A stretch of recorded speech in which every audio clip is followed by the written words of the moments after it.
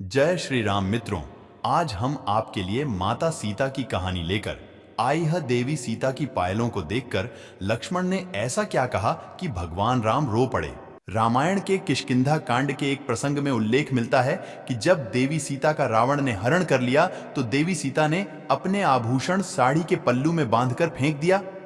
ये आभूषण वानर राज सुग्रीव को मिले और इन्होंने आभूषणों को संभाल कर रख दिया।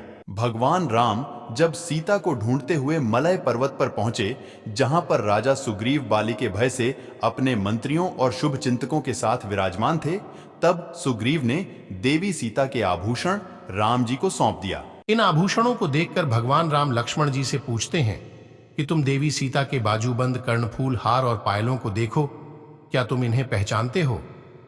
भगवान राम के इस प्रश्न को सुनकर लक्ष्मण जी रोते हुए कहते हैं। देवी सीता की पायलों को देखकर लक्ष्मण ने ऐसा क्या कहा कि भगवान राम रो पड़े। नाहम जानामि केयूरे नाहम जानामि कुंडले नूपुरे त्वभिजानामि नित्यम पादाभिवंदनात्। अर्थात, हे प्रभु, मैं देवी सीता के न तो बाजूबंद को जानता हूं न उनके कुंडल पहचानता हूं। मैं तो देवी सीता के पैरों की वंदना करता हूं, इसलिए मेरी दृष्टि हमेशा उनके चरणों रहती है। इसलिए मैं केवल उनके चरणों में रहने वाले पायलों को पहचानता हूं। लक्ष्मण जी की इन बातों को सुनकर भगवान राम के आंसू छलक जाते हैं और लक्ष्मण को गले लगाकर रोने लगते हैं। दरअसल रामायण में भाभी को माता के समान स्थान दिया गया है और बताया गया है कि देवर पुत्र के समान होता है।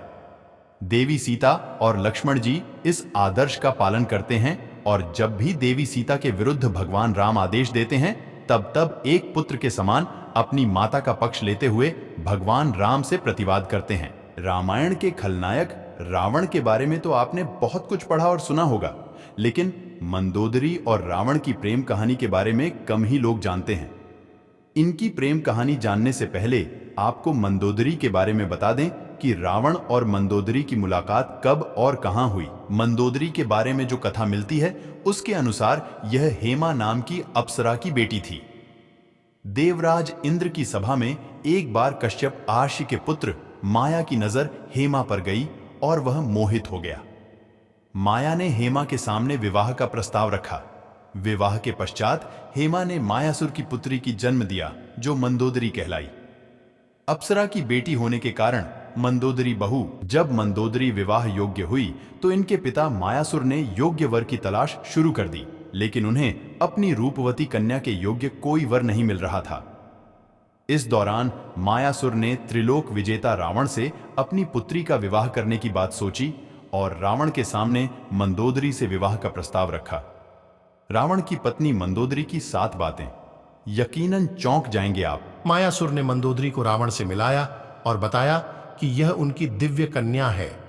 हेमा अप्सरा इनकी माता है। रावण की नजर जैसे ही मंदोदरी पर गई, वह मोहित हो गया और झट से विवाह का प्रस्ताव स्वीकार कर लिया।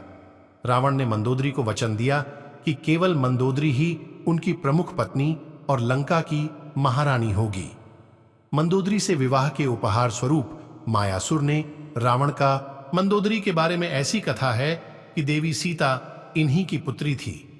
ज्योतिषियों ने सीता को देखने के बाद कहा था कि इन्हें महल से निकाल दो, ये लंका में रहेगी तो लंका का विनाश कर देगी। इसलिए रावण ने सीता को कलश में छुपाकर भूमि में दबा दिया। लेकिन विधाता का ऐसा खेल हुआ कि सीता का हरण कर रावण स्वयं लंका ले गया और मंदोदरी के लाख समझाने पर कि सीता को राम को लौटा दे, रावण ने बात नहीं मानी और लंका का विनाश हो गया। एक कथा यह है कि रावण की मृत्यु एक खास बाण से हो सकती थी। इस बाण की जानकारी मंदोदरी को थी। हनुमान जी ने मंदोदरी से इस बाण का पता लगाकर चुरा लिया, जिससे राम को रावण का वध करने में सफलता मिली। रावण की पत्नी मंदोदरी की 7 बातें, यकीनन चौंक जाएंगे आप।